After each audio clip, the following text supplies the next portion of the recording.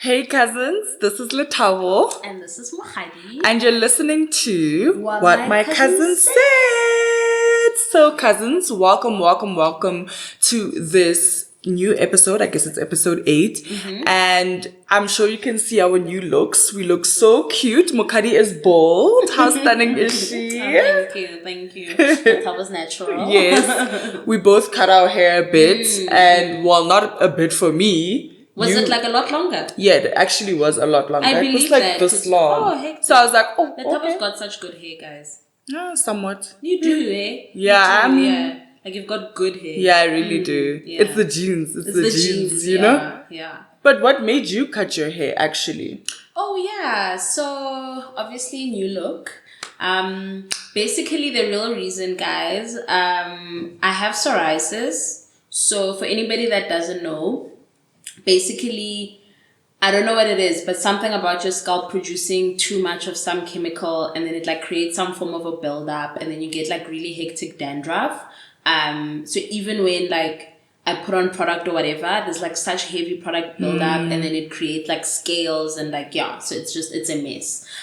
So I remember I was saying earlier that I'm not sure if this actually started in my teens or it was just there for a long time, and that was the only time that I really recognized it. Because I remember I still used to like relax my hair, as we all did when I was young. And my scalp and relaxer were not friends. Like it will always burn so bad. It would be so red, so inflamed.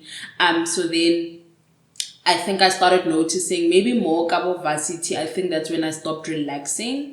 I think around there I stopped relaxing, and then I did relax my hair one time because I wanted a pixie. But other than that, I have been natural for like a really long time. And then it also gets heightened, especially when I have like stress and stuff. That's when it gets like really bad. So it was just getting worse lately. And then it also, I suppose, causes some form of hair loss, especially if there's like scales and maybe I'm like picking at it. And then I was also just doing braids a lot. So just all of the tension. I then also had hairline issues, as I know a lot of us do. So I just decided, let me just give my hair a break to actually stop myself from doing braids. I just needed something to stop me. So I cut my hair because of that. So you will see a bit of scarring here from like the psoriasis, like I've mentioned. But I'm sure it just needs to heal and then it'll get better. So this is me with my bold, we definitely love face. Yeah. We definitely love the look. Thank you. I was saying to you earlier as well that the guy that's doing my hair currently was letting me know that I've also got eczema because I've also got terrible dandruff. I don't know where it comes from. Is it recent?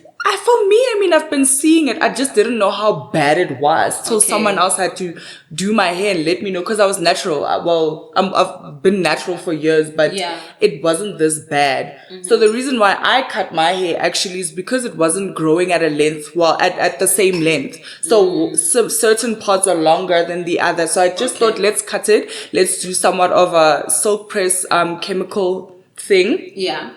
And then let's see how it grows. Okay. So this is my new look. I do plan on cutting my hair a lot further. So I'm sure in the new season, and we are actually about to make an announcement before I make a premature announcement, whilst explaining my hair issues, is that this is the last episode. So for season 1, we are outie. This is literally it. Disclaimer is that for season 1. Like for season 1, yes, we have a new season coming up soon. Just make sure that you're following us on our social media to keep up to date, and you've joined our mailing list to make sure that you are up to speed when we are coming back. We're just trying to make sure that we polish and just make sure that we cater to everyone's needs, our watchers, listeners, subscribers, just our cousins in J. We're all on the same page, and we know we were giving you what you want, you know? Yeah. And a chance to catch up. Because we know some of y'all are skipping episodes, you know, running we know that. And then you mentioned something, I'm like, have you watched the latest one? And I know you haven't. So I'm giving you a chance to watch all of the episodes. So by the time this one drops, you'll have 8 episodes to refer to. Take time, set a reminder weekly to share with other people, you know, subscribe, rate, like, so all of that. So while we're on the production, break. We'll also be pushing the socials. The strategy. Yeah, we'll also be doing that. So just help us on your end, please. Yes. Cousins. But yeah, just to finish off. So we cut our hair, and I think we're probably gonna come back with new looks by the time. So I think we're pretty excited for that. Just make sure that you stay tuned for all the information that will be coming out. Yeah. So, but anyway, Cass, how are you doing? How are you? How's everything been so far? I'm good. I guess as I've mentioned that my psoriasis was flaring up because of stress. Obviously, there's been some level of stress, right? But other than that, I've been good. It was just like one of those times where it just gets a bit hectic at work. And I think I was like struggling a bit with sleep. There was just a lot happening. But I'm feeling better now. So my sleep cycle's also fine. So I'm good. Yeah, in general. Not much new besides, all of this. Yeah. But yeah, I'm good. How are you? I mean, I think we need to acknowledge that most of April was literally retrograde. So I feel like most of it was so much so of a slump, but for me it was so good. So I think I've just come. So I think I've come out of that, but I'm really good. Still gymming, still making sure that I'm dealing with my mental health weekly. Period. And yeah, I think overall, trying my best to make sure that I'm in a good space. I think I don't have much pressure anymore at this time. Yeah. I'll probably talk to it more on my TikTok. But that's if you're following me. And yeah, you'll just get to understand this current life journey that I'm on. Yeah. And yeah, that's about it. Something interesting about that that I forgot to add, I actually saw my nutritionist recently. So my mom was actually telling me that she feels like on our podcast I need to mention more, like give some form of an update, because I talked about it once and then I just let it be. But I don't want it to be about that. So when we talked about it, I'm crossing fingers I'm able to see it through, but I'm going to try to do TikTok. TikTok feels like such a safe space. It is a safe space. This is like Instagram and stuff. I don't feel like I need to be polished or whatever.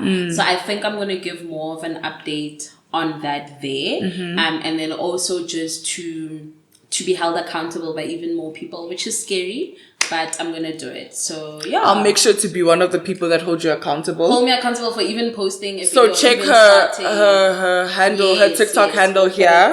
Right here. That's if you're watching. If not, we'll point into the comments. So, yeah, we'll put it somewhere there. So, yeah, I'm going to definitely do that so I can focus more on that. I'm pretty excited because I think, a lot of people want to hear more about our life experiences outside of the podcast, which is important. And I'm sure there's someone that relates to, what you're going through currently. Definitely. Cool. So then to bring us to today's topic, so if you guys don't know, Lethabo and I are both firstborn daughters. So we just thought, let's create an episode about that and what that looks like, the ups and downs of that, and generally just how much of our personality has been formed by that, right? Absolutely. So it's actually known that your birth order has quite a bit of influence on your personality.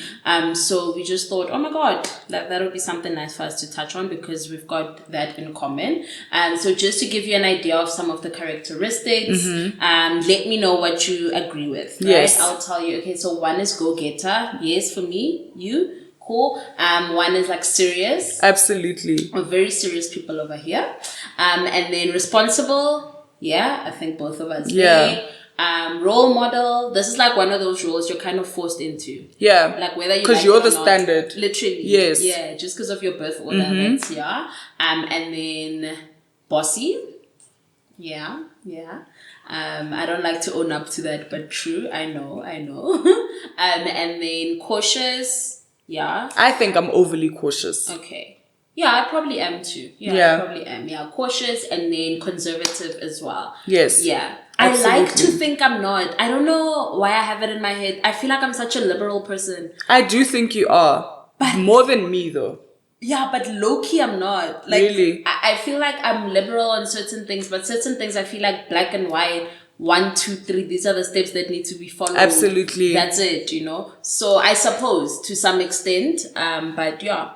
I think I definitely resonate with being a go-getter because I think I'm a very ambitious person. I literally strive to be number one and try to make sure that I'm number one. So I think that also has a lot to do with being a firstborn because obviously you are meant to set the standard for your siblings and make sure that you do what you said you would do so that someone else follows suit. So I think for me, that's one of the things. I'm a very serious person. I do feel like many of my friends say that I'm hilarious, but I'd like to think that I'm a serious person and want people to take me seriously when I walk into a room. So definitely. You are serious. And those are the top two. Responsible also because I think that comes from hyper independence. Even when we were kids, after school, you had to make sure that there's so many other things that you've done before you do your homework. And I think we've spoken to this as well. So I think, it's instilled from a very young age. Conservative, definitely agree because I do think there's a lot of things that I don't do because of how I was raised. And I think sometimes I still need to be, smoothed out to do. Like there's certain things that I wouldn't wear just because I feel like, oh, it's too revealing. Or I feel like, oh, maybe it won't suit me because it's too revealing. But it's actually quite the opposite.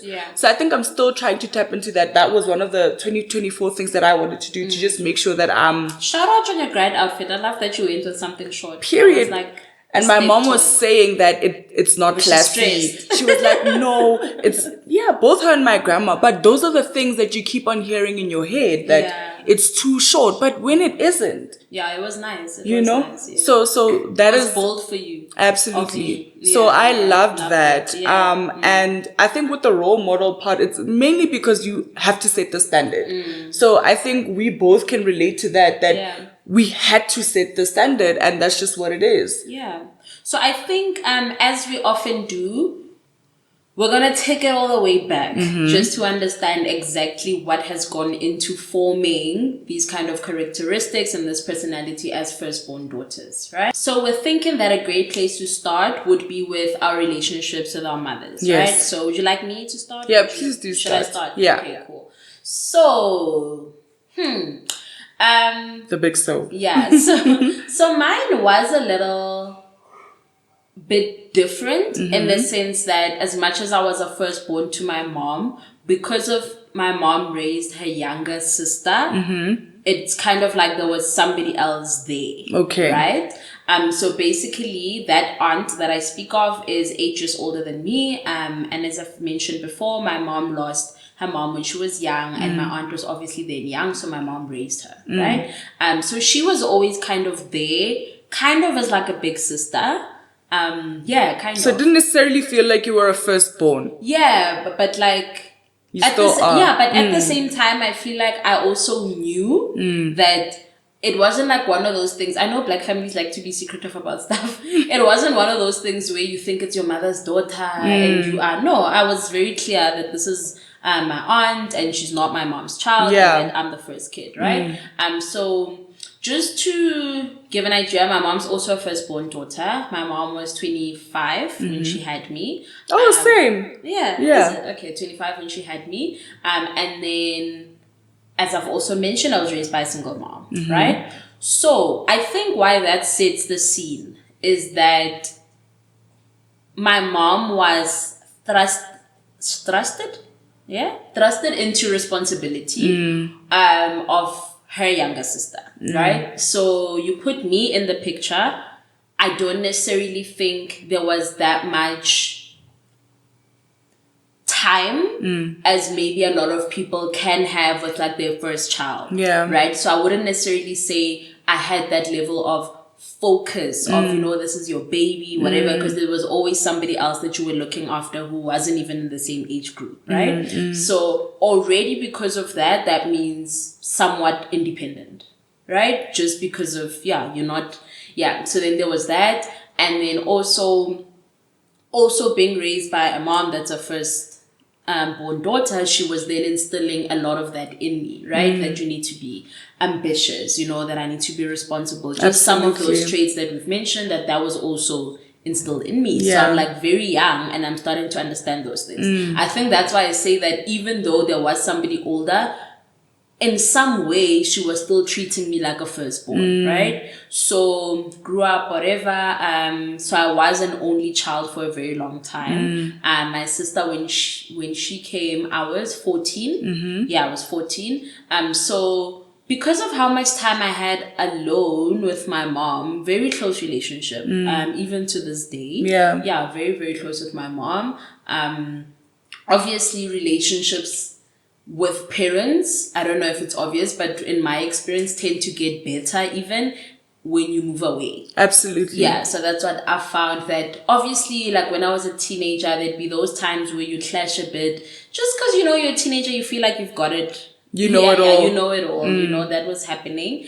But I found that once I was outside of the home, we really got closer because I started realizing, oh, I like this. I like her as a person. Yeah. You know, and not just as a parental figure. Absolutely. And I've actually found that that's honestly the trick to whether you're going to have, and this is like for a mom or for a daughter, this is the trick for if you're going to have a good relationship with your mom as an adult child, is out of a crowd, would I pick you out and be friends with you? Yes. That's how you know whether you're going to have a good relationship. Yes. But if all that you've ever been is a figure of authority and I couldn't wait to get from under you, then by the time I'm an adult, listen, I'm checking on you out of courtesy, but it's not like we're close, you know? Yeah, so that's what the relationship with my mom has been. Yeah. Something interesting, and this also has to do with firstborn daughter, is that there was a certain time, man, where I started feeling like the dynamic was changing from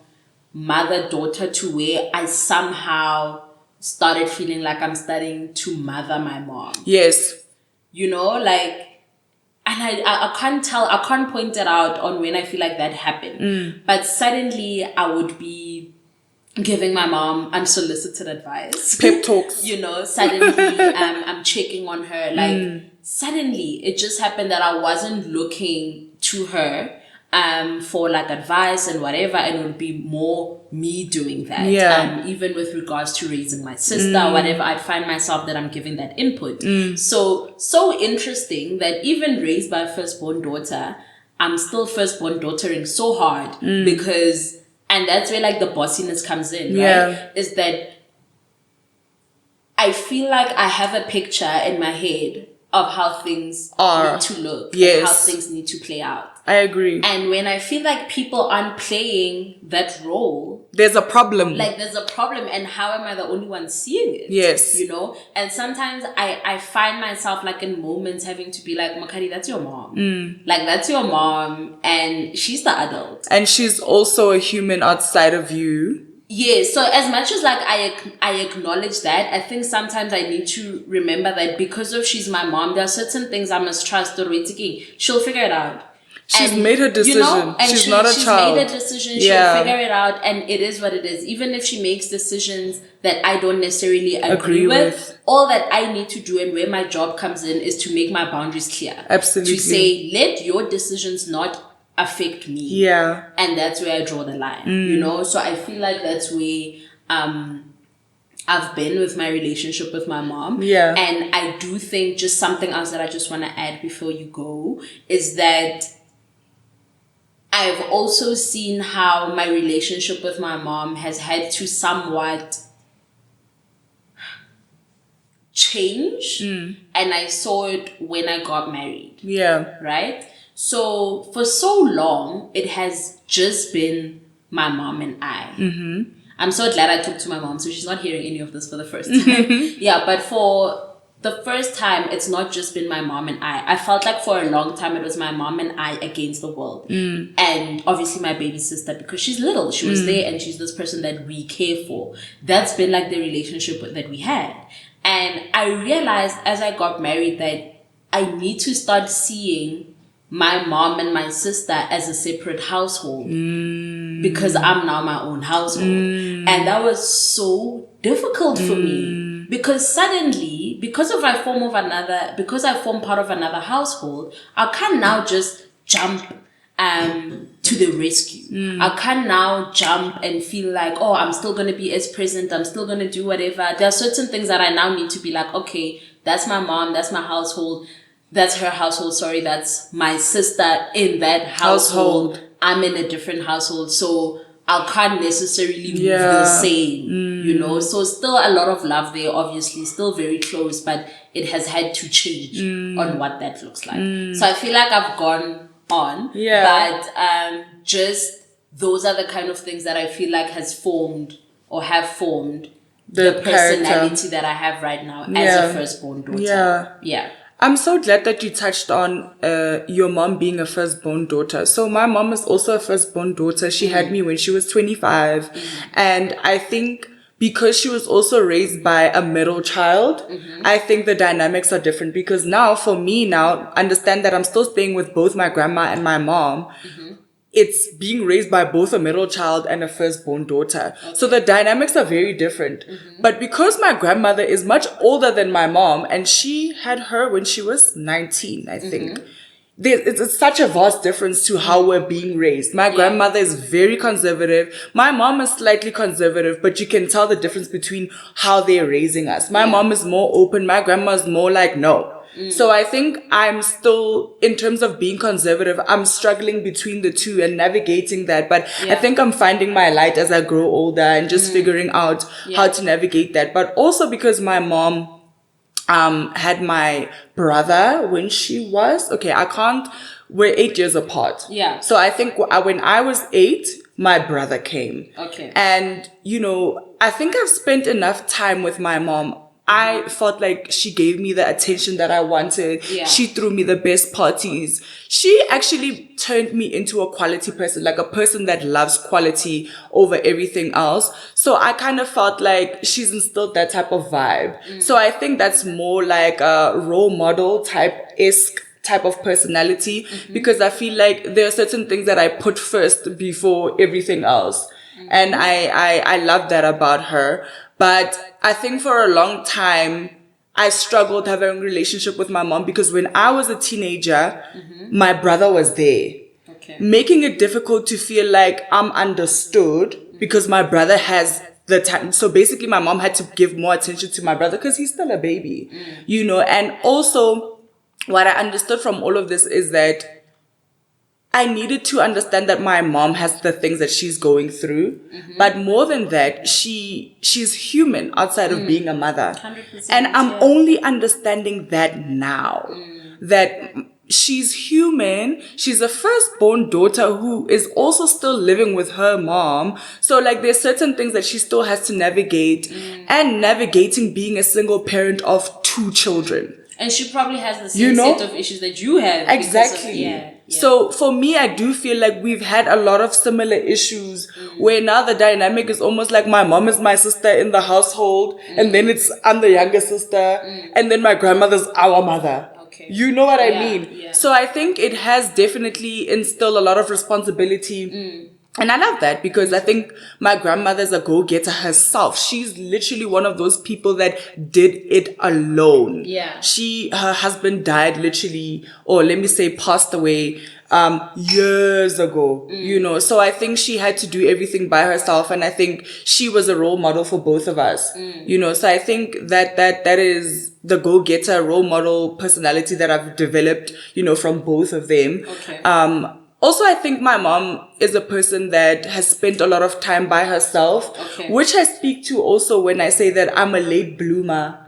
I never understood the need for a partner, or I only understood that you need to have a boyfriend, or you should have someone of romantic nature. Yeah, a romantic nature much later, because it wasn't a thing in my family. You need to understand that I'm raised by 2 women, and it's a woman household. My uncle's there, but he's barely there. Yeah. He moved out a long time ago. So that need was not there.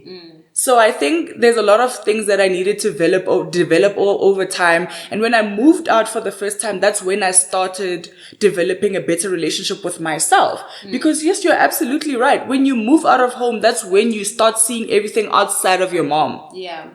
And because I've moved back, it's becoming difficult for me to navigate outside and inside. Yeah. Because at the same time, and I think a lot of adult children struggle with this when they live at home, but in that household, you're still a child. Yes. And I think that's where that friction comes in. Yeah. Because you still want to move like an adult. Yes. And these are my choices. So now there's rules that you still need to adhere to that are generally not something that you would if you stayed by yourself. And because I developed that for like 2 years, it was really difficult for me to adjust and still be a child at 27, you know? So I think navigating that right now is still difficult, but I do understand the importance of moving out and seeing yourself outside of what you've been raised to see yourself as. Yeah. You know? And I think navigating that is very difficult because I'm a very outspoken person. And I think I come from a family of outspoken people. So now you come across as you have an attitude all the time when you don't want to do something that you don't want to do according to what parents say you should do. Their set of rules are there, but you're just thinking to myself, but I don't believe that.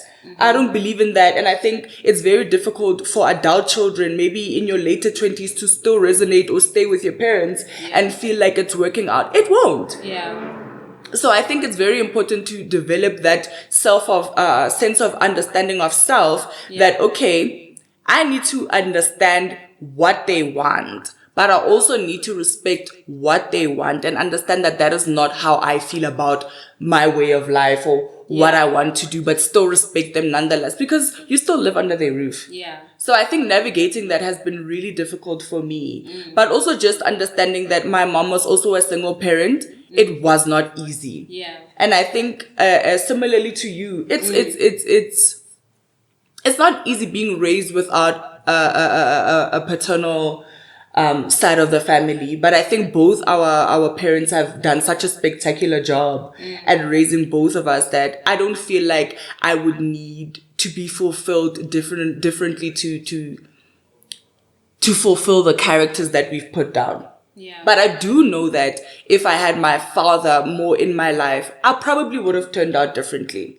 Yeah, true. Because I think, and that's very true what you said, because a lot of the characteristics that firstborn daughters have, obviously this, or from what we saw, they hadn't really differentiated whether this was from a single parent household or 2-parent household. So I think by pure setup, like of the birth order, you would have probably still been assertive and all of these stuff. Maybe less hyper independent, maybe less feeling like you need to figure it out alone. Perhaps. I don't know. It's one of those stuff. I mean, obviously we wouldn't know. Like I would have never, I just felt like it is what it is because I'll never know anything other than that, you know? Yeah. So yeah, that is an interesting one that I hadn't thought about. You know, you mentioned something there where you were talking about romantic relationships, right? I remember when I was young telling my mom that I don't think I want to get married, you know? And she was like, oh my God, why would you say that? You know, because I suppose her concern was, is it the setup that you've seen growing up that has made you think there isn't something good out of this, you know? And I just explained to her, to be honest, there aren't a lot of married people around me. Yeah. Exactly. There just weren't a lot of married people. There was like those 1 or 2 couples that you really know. But it didn't seem like something that I could imagine only because I hadn't grown up in that setup, you know? So I think it's just had me think, like, what influence do you think being a firstborn daughter has had over your romantic relationships and how you navigate those? I think for a long time I wanted to be alone. Because I always wanted to emphasize being fulfilled by myself because that's how I was raised to look at life. You are the table. You make yourself feel better. You buy yourself flowers. It's just you. Till I got into a relationship, then I understood what it means to be in a romantic relationship with someone that loves you and that is able to cater to your needs in a way that you like, that you've been raised, but it's someone else that's learning to do that for you. And it feels so much better that I don't have to do it by myself. But for a long time, I held on to being a virgin or like being a person that takes their time to do things and not explore life because I thought that, when the time is right, it will happen, and I wouldn't be open to it, you know? So I felt like it made me become a conservative person for no reason, that I'm not open to whatever is happening in life because I need to wait. But what are we waiting for? So I think it made it difficult for me to also gel with other people because I think it ties into mothering people as well. Okay. I've always wanted to be bossy or somewhat in a romantic sense. Yes, like in the relationship, I want to do this. He can't do that. And it's like, you need to be in your feminine energy. You need to be able to step back and not control the relationship, not be the one in the forefront. So I think for me, it had to take a lot to take back and say, okay, where's my mistake? Yeah. What am I doing wrong? This stems because from suddenly this. It's not your narrative. It's not your script. Yeah, I get you. And you realize that two women that have raised me literally live completely different lives in different times. Yeah. And I can't try to push or live out their lives now. I can't.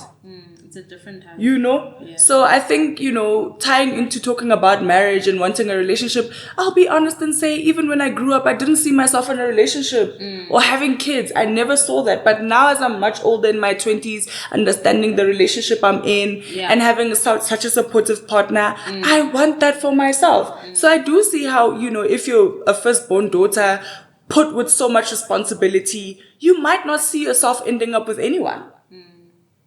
Yeah. And I think it's something that a lot of us don't speak on. Yes. Right? Because we speak about it in the sense that, like, a lot of firstborn daughters will talk about how we're grateful. And the reality is that it does make you a winner, an achiever. Absolutely. Because that's what's driving you, right? But you don't think about the effect that it often has on you with relationships with people, right? And character development. Yeah. So for me, in a romantic sense, I think the first time that I'd ever really thought of it was when it was explained where, like, we were in a session and they're explaining how we have different personalities. I'll just focus on mine because my husband's not a podcaster, so I won't speak for him here. But basically, just to say that because of my personality is like this, and I feel like I've been raised a certain way, and I feel like things need to work out a certain way, you often, even when you're choosing pairing, you're being bossy right now. There's somebody in the background who's doing something and she feels like it's messing with the sound. It is messing with the sound. So she's being bossy. If you're seeing her eyes. Yeah. Anyway, so basically it was explained to me that me wanting to achieve and whatever, I've referenced it, is that I feel like it's like there's a script that I have. And it's like there's all of these characters in my life who are just meant to play a certain role. And listen, that's not viable for a romantic relationship, right? Because we all come from different backgrounds, we're like different people. So it would be so unfair of me to feel like this is what I have, this is what I've got picked out of what my partner needs to be, and he constantly needs to play that role, And I remember explaining that the thing is, when we started dating, I'm not like one of those people who feel like I went with the flow. Trust me, I had a list and I was like, okay, check, check, check, check. So then I feel like, you've met the criteria, so therefore we can go forward. So now later on, when you're not playing your script, I'm like, sir, I feel like you're forgetting your lines, and that's where I was like, okay, I'm being bossy, I'm being controlling, and that's what leads you to being manipulative. It's not nice for women to admit this, but that is what tends to happen, because you'll find that even within that, you don't hold yourself to the same standard that you do your partner. Yes. It's like, it's okay for me to the bar's high for him, but it's not the same for you. It's like suddenly I have a problem with being called out because of all of my life. I've been right. And I write the narrative and everybody agrees with me. And even my family holds me to a certain standard. So suddenly, what do you mean I'm wrong? Suddenly, and I feel like that's something that I genuinely struggled with. Same. But I realized that as soon as that was explained, and that's why I believe in therapy so much. My mom always says I'm always advocating for therapy. I believe in it so much, but I do, and that is why I feel like had I never heard that, and from a professional, there are certain things that I would still be struggling with to this day, right? Because I understand what you're saying, kabudi feminine energy, kabudi masculine energy. Listen, that's a whole other thing. That's like fine, I get that. But just from a human to human, you guys are different people, and you're meant to make it work together. Play different roles as well. There isn't one person whose agenda Yes. should be prioritized over the other. Absolutely. You need to be held to the same standards. I can't get upset when you do something, but it's okay when I do it. And I think for me, that's definitely how all of those traits had affected me as a firstborn daughter. I think like you're saying, right, because we were always right, so for example, because my brother is literally 8 years younger than me, I'm somewhat of a deputy president. President. Okay. Deputy parent. Yeah. And as a result of that, I'm setting the standard. I help him understand what direction to take in life without realizing that my relationship is not that. Yes. And also, it's not, I don't have to mother my partner. Yeah. I don't have to follow up and all these other things that are not necessary that you do with everyone else in your life. And I feel like, oh my gosh, when I got that light bulb moment, I think that's when I started to take a step back. I had a conversation with my best friend, and shout out to you for raising this conversation, because after that conversation, I was like to him, and you know him. Yeah. I was like, you know what? From a man's perspective, this is literally life-changing. He said to me, Lethabo, how you do anything is how you do everything. So if you're trying to control everyone, you're going to try and control your partner. 100%. If you're manipulative to everyone else, you're going to be manipulative to your partner. So be an exception. Do you understand? So it's not just about your partner. It's human to human, like you're saying. And I think that's when I started to take a step back and realize, okay, now what's everyone saying about me as a firstborn daughter? So this is not how I see myself, because I realized that also sometimes as firstborn daughters, we are clouded by thinking we're perfect. We're so perfect because we set the standard. It's almost like you can't do any wrong in anyone's eyes. Yeah. But then when you actually realize that, okay, you have actually messed up, I think that's what really hurts me as a person. Yeah. Because you aim, and you know where that comes from. Because of you're an achiever. Yes. You aim to be perfect at everything. Yes. So the moment you're like failing at something, it's like, oh my God. What do you mean? And because I was not raised in a family dynamic that showcases relationships a lot, I never saw my mistakes in my relationship. I thought, oh, okay, well, that's not how it goes, and this is what I want, but that's not how it's going to make it work. Yeah. And I think I only realized this probably when I was 24, but that's now much later, going into your 20s. Yeah. So this is not something that you're going to see when you're 21, because you still think you're right. You're still tapping into relationships. You're still trying to navigate it. But there's a lot of pressure that you put yourself under without realizing, because you're trying to control so much of the narrative of the relationship. You don't see it. Yeah. And when I think control is the word that we're trying not to use. But when I try not to be bossy, I like count to 10 sometimes, because I'm like, you know what? Okay, calm down. What is it that you're trying to get through? What are you trying to say? Yeah. Are you guys on the same page? And I also treat myself the same way. So I think that's become like super important to me, that it's not just about him, but it's about how I do that with anyone else. Yeah. So I think that's what's important. Yeah. You know? You know where I haven't gotten that to everybody else? I haven't. But I think that's because of, listen, as much as I have close people in my life, I've mentioned like my family, I've mentioned my husband, even like yourself included, but I don't think I have a lot of people in my life. So I don't think I see it often play out. Enough, because even the people that I am close to, I don't talk to anybody like every day, all day. So I sometimes feel like there aren't opportunities for me to show up as bossy, that I probably haven't seen it play out enough that But it doesn't have to play out in a sense where you're bossy. It could be in your opinions. Yes, I know, but that's what I'm saying. What I haven't seen it play out until recent times, right? Like there's been situations here and there, even with yourself, dare I say, where I felt like, and I thought about this when you posted your grad on your Instagram, and you were saying, you know, I've got such sniffles, guys. Sorry. Excuse, do you want tissues? Yes, please. I think I just need. Okay. I've got a bit of just some sniffles. Yes, sorry. So I think where you were like, oh, thanks for the support or whatever. Like where I was like, oh my god, so proud of you. It also clicked in that moment that I probably was so supportive because of I felt like you need to see this through.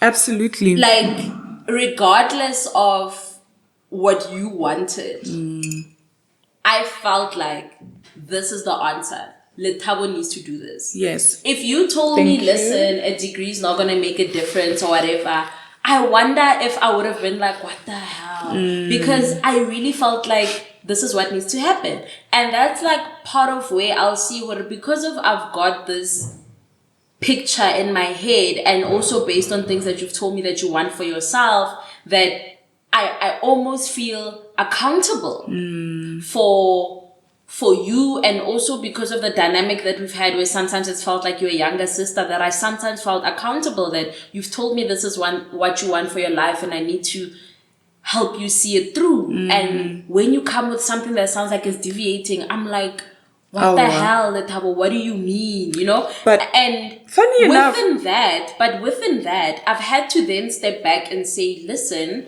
as much as it wasn't right, but me talking to 17, 18-year-old Lethabo is not the same as me talking to 27-year-old Lethabo. Absolutely. So now I'm like, okay, I've put my opinions out there. It is what it is, and I've decided to step back. But now here's another thing that I wanted you to understand in what you're saying is that I think you've enabled me to at least be where I'm at, giving me the advice that you have based on being firstborn daughters. So it goes back to that. Yeah, but that's why I'm saying that you've told me the things that you wanted, right? And I could relate to them. Yes. Because of my position, right? I knew that if you tell me you want to make it, you want to achieve this for yourself, I know more than anybody else how bad you want to achieve and how much you want to succeed. So I then felt like, oh my God, I need to hold you accountable. But what I'm saying, where it can become toxic and I realize I need to step back, is that you can come to me and say, listen, that's no longer part of the plan. This is where I want to go. And I don't know if I would have been able to adjust that this is now where we're going. Well, we ain't never gonna know because we're never gonna know. It never turned out that way. But that's what I'm saying. What it made me realize, and I saw it more with you, that man, I need to step back. And like you're saying, that even bossy being with my opinions, because I'll see it how, like, when one of my friends, I remember Mbali, like, whenever she'll like tell me something, she'll let me know from the beginning what she wants from me. So that I don't lead with the I'm judging you. You know, so that I lead with the, oh my God, okay, you are very clear, you're making a bad decision and you want my support, and I'll do that. Yeah. And I've seen that, man, if people need to lead with that, clearly, I'm sometimes a lot. Yeah. I'm sometimes a lot, and sometimes people feel like they can't necessarily be that honest with me because you're going to get my strong opinion. But that's the thing. Yeah. And I'm glad that you're raising the friendship part of firstborn daughters, because for me, I think 3 of my close friends, my best friends, are firstborn. No, 4 of them. No, 3 of them. Amazing. We're all firstborn daughters, so we see eye to eye. We understand each other. We give each other cutthroat opinions. We understand we need to be real. There's no time to play. Yeah. But then there's other friends that easily take offense when you're saying something and you're like, oh, but my other friend would understand, and then you realize that she wouldn't. Exactly. And even with birth order, obviously we've talked about these characteristics in the context of birth order, but obviously there's other people who hold these characteristics in different birth orders. Yes. But you're right in that it becomes very important for you to read the room on who can receive advice or opinions. But that's what goes back to what I was saying. Packaged in different ways. Yeah. Sorry to interrupt you. It goes back to what I was saying, that to human, how you do anything is how you do everything. And that's why you need to always try and restructure. Yes. How you approach lead with that people. compassion. You understand? Even that kindness. to your friend that you know can take it harsh. You don't need to. Yes. But I've only recently learned that. And I think I used to be classified as a mean person. But I never saw that. Yes. Okay. Mm-hmm. I've seen this topic go on actually on social media about how people are mean and how they're now in their new era where there are different characters. They're kinder, they're Christian. And low-key me. You understand? No, me too. Low-key. But I need you guys to understand that people change, but for the better. People want to see better versions of themselves. You know, people want to want other people's experience of them a better light. And I want that for myself. I don't want anybody that used to see me in high school and think I'm the same person. Yeah. There's so much development that has gone through, you know? So I think if I was ever mean to you or whatever the case is, trust me, the growth is there now where I see that I was. Yeah. And I think that's important. And I think also you don't always have to fight like tooth and nail with everything. And that's what I realized, that firstborn daughters always want to fight tooth and nail with everything. We want to get our point across. We want to be there. You need to understand that this is what I mean. But I also wanted to take a step back and see my mistakes in doing all of that. And set boundaries and know that this is enough. I don't have to say anything further. So I think working on that still, we're still a work in progress. Yeah. Obviously being a firstborn daughter is not going to change. Yeah. So yeah. It's just being away, you know, because something very interesting. I know a lot of people like to say this is how I am, but personality isn't how you're born. Mm-hmm. Like a lot of it has to do with nurture. It's formed from your childhood. Yeah. That's how your personality exists. You Absolutely. Know? So any other parts of you where you feel like I don't have that in me, I don't have it in me to be compassionate, whatever. It's just a part of you that hasn't been developed. Yes. And it's up to you to take that responsibility, that if the general feedback that you're getting from people is that you're harsh, is that you're being bossy, is that they feel like you're judgmental, they feel like you're so conservative that you want everybody to fall into. It's up to you to take that responsibility to say, how do I develop my compassion? How do I develop my empathy that I'm able to have that conversation with someone and not make them feel like I'm being condescending? But I think another thing that ties into that type of development is exposure. Because what I've realized is that if you're exposed to the same people every day, there might not be any development, because you don't see, you don't see where you need to change as a person. So you then automatically think you're fine. Correct. Up until you go somewhere and someone says to you that, you're too confident. What's up with that? Then you realize, but this is who I am. Yeah, and then people are like, there's a flaw, you're able to work on it. Right? Yes. Yeah. So I think be open to people's opinions. Yeah. I mean, some might be wrong, some might be right, but that's how you grow as a person. Yeah. I think that openness is what's helped me become a better firstborn daughter. Yeah. And be more accountable to myself and be accountable to my past mistakes. Yeah. In developing my character. Yeah. You know what? Something else that I just wanted to touch on is our relationships with our younger siblings. So both of us only have one younger sibling. And with all of this, we've talked at length with all of the characteristics of a firstborn daughter, but something that once clicked to me, I read something or I watched something, I can't remember, but there was a guy who'd lost his younger sibling, right? Like they died. And they asked him what was something that he wished he'd done differently. Yeah. Right? And he said that he wishes that he'd spent less time on being a deputy parent and more being a brother. I agree. You know? And I feel like the moment I read that, it clicked to me. And I feel like that was the first time I was able to have a conversation with my mom to say, you know what? I don't want to play a deputy parental role to my sister. Yep. I want to be her sister. Yes.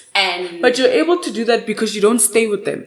I don't think it has to do with that, though. It has a lot to do with that. Okay, we can differ and elaborate, right? Yeah. But I felt like for me, I had to understand that I need to work on building a relationship with her and not just see her as my younger sister that I need to make sure thrives in the world, right? That is always at the back of my mind. Like, there's nobody in this world that I want to see win more than her.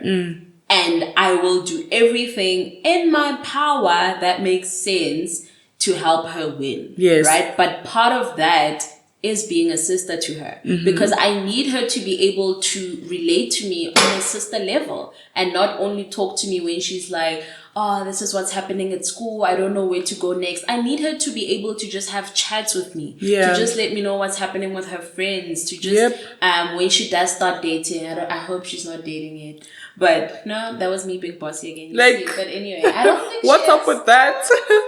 But anyway, that when she does get there, you know, that she's able to have that conversation openly with me, and tell you. Because then I can advise you as a sister and not as a parent who's like, cut it out. You know, so that's something that I realized with my sister, and something that I'm really glad to see is that I feel like it gets easier as she gets older, and this is because of our gap. Yes. There's only so much that I can relate to a 4-year-old about when I'm 18. There's only so much. But now she's like she's almost 15. So I find that as she gets a bit older, there's more for us to talk about. And I can't wait till she gets even older, because then the gap will feel smaller and, you know, there'll be more. Yeah. So, but while we are still in this stage, I'm being conscious to not let myself get lost in trying to make sure her life is fine and still actually be her sibling.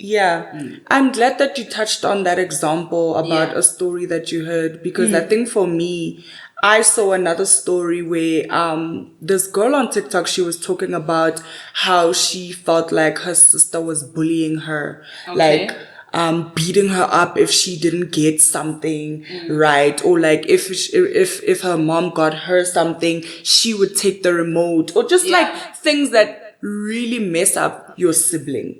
We don't realize, and that's when I wanted to change micromanaging my brother, because I feel like as a firstborn daughter who still stays at home with everyone in the household, I feel like there's this sense of you have to be a deputy parent. If your mom can't get through to your brother, you need to get through to him the same way your mom's trying to get through to him. And it's not going to work, because I don't have a child to parent them the same way. Yes, I can share the narrative, how they're seeing it, but there's certain things that I would allow my brother to do that my parents don't think.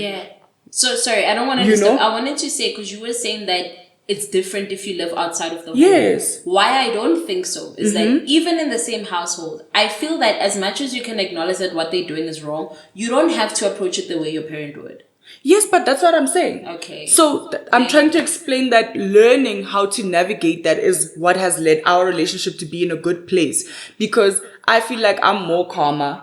I know how to speak to him and he can listen to me.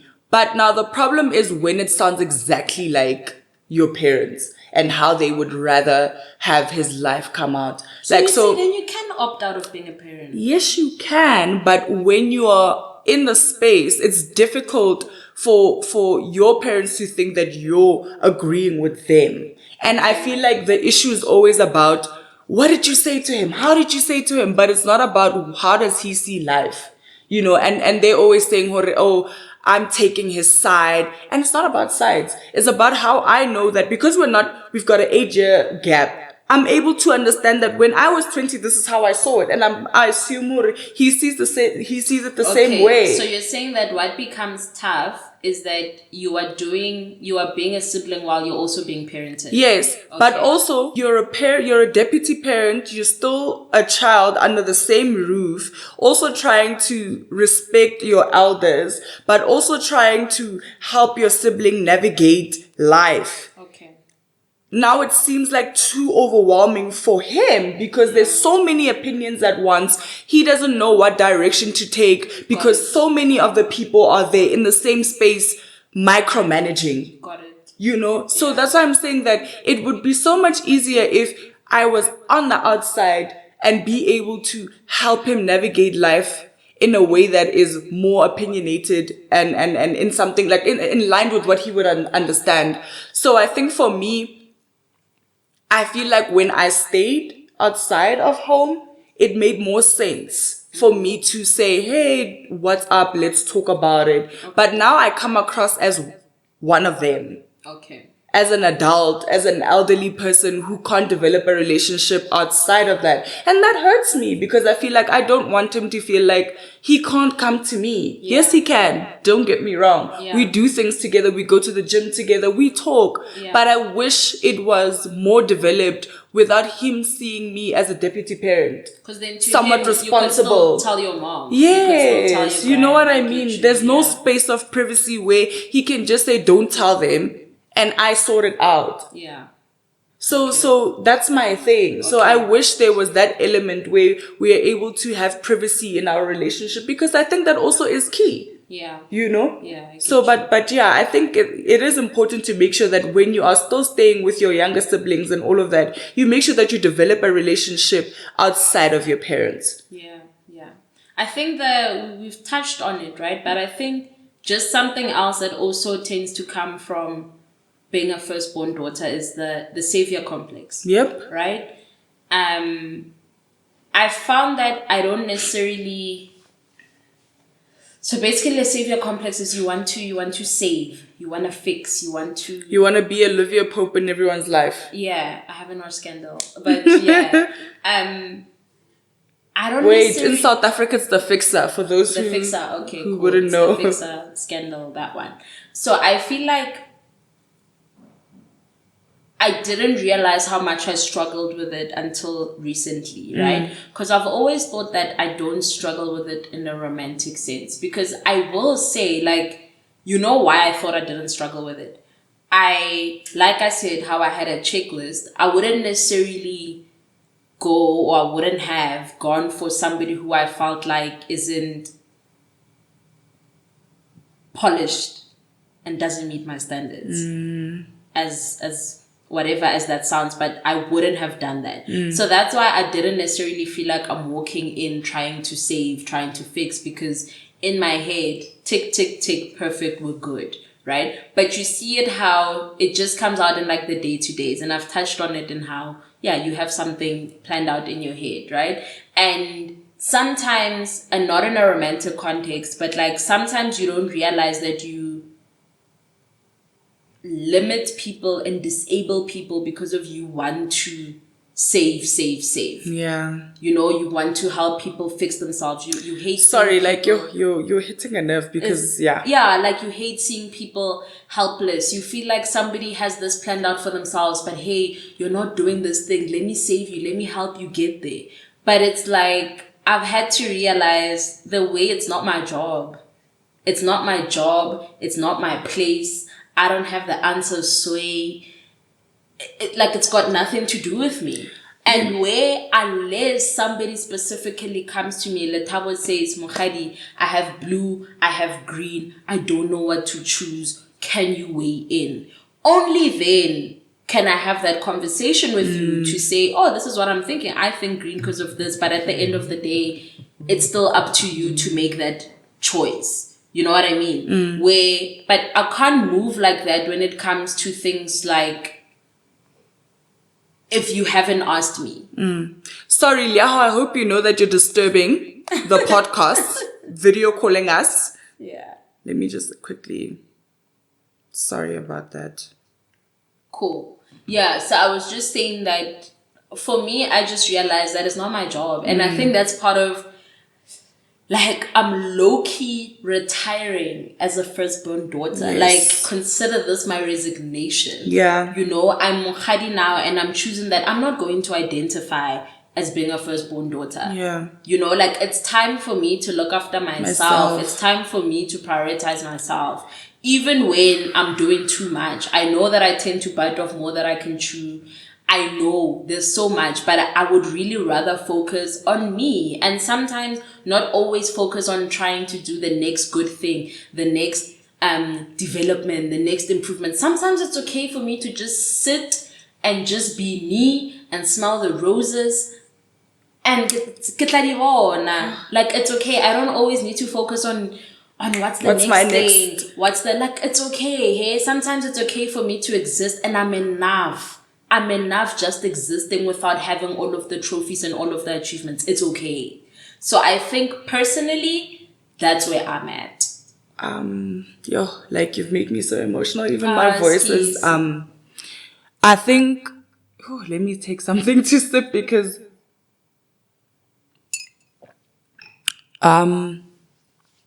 I think navigating that has been difficult for me. Clearly, because even talking about it is very difficult.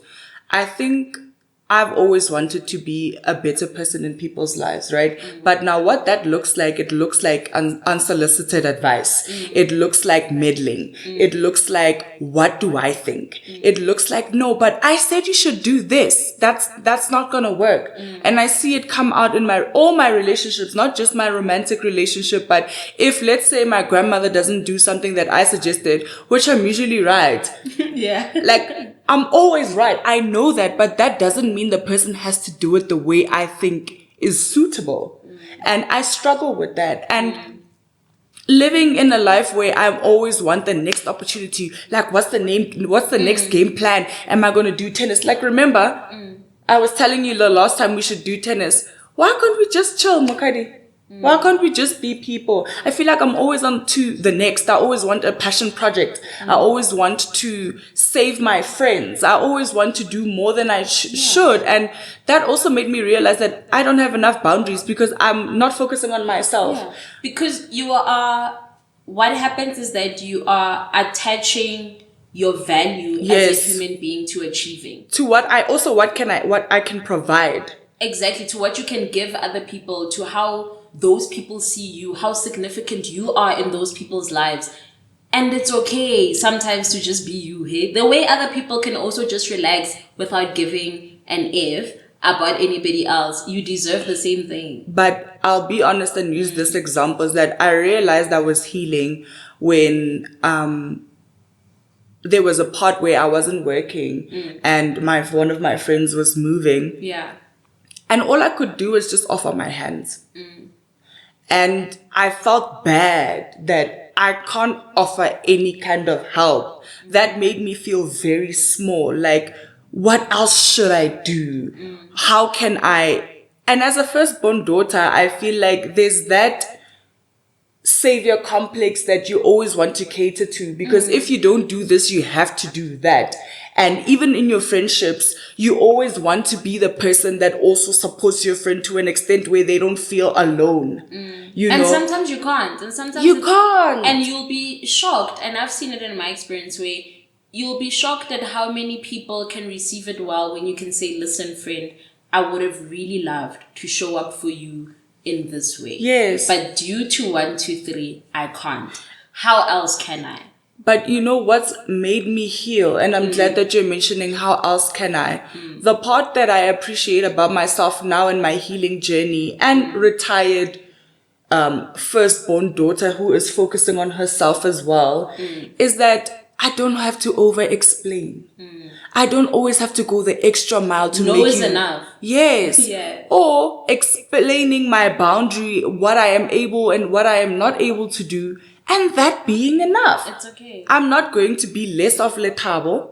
I'm not going to be less of your best friend. And I'm still your friend. You know, I think I used to associate a lot of what I can do for people with monetary value. And I think that's also what I associated with myself as well. So I think just navigating that and understanding that that's not the core of my existence. And I'm healing through it. It's not easy. Yeah. But I'm trying. Yeah. And I think I'm still trying to figure out what that's going to look like. Yeah. Amazing. So that is it from us firstborn daughters to you fellow firstborn daughters and other birth orders. You matter too. Yes. But yeah, that was just from people that are often spoken about. Just, just to give some perspective on where it comes from and just some light on where we're trying to be better and where we're honestly just trying to exist. And releasing yourselves from the shackles of a savior complex and constantly having to show up for others, you know, like it's Yeah. okay to just exist. I think that is it in summary. Yeah. So like Lethabo mentioned in the beginning, that this is the last episode of season 1. So that there will be more coming from us. Yeah. We're just taking a short production break. But yeah, we'll still be on the socials. We'll still be active. We really appreciate all of the comments, all of the feedback that everybody gives us. So I think we've given everybody in these past 8 episodes such different topics, you know, different backgrounds, that I think everybody's really gotten to know us, that I think we've given you enough material that you're able to really give us like true feedback, and, you know, just, yeah, like a lot of insight on what it is that you would like to see more from us. Yeah, So, absolutely. yeah. So for now, subscribe, like, comment, rewatch what my cousin said, and, you know, leave your commentary. Email us There'll on be quizzes. Yes. Email us and rate us, you know, but yeah. email us on info@whatmycousinsaid podcast.co.za, but that is spelled info at wmcs.co.za. And yeah, thank you so much, guys. Thank you. Cheers. Love Bye. you guys. See you soon.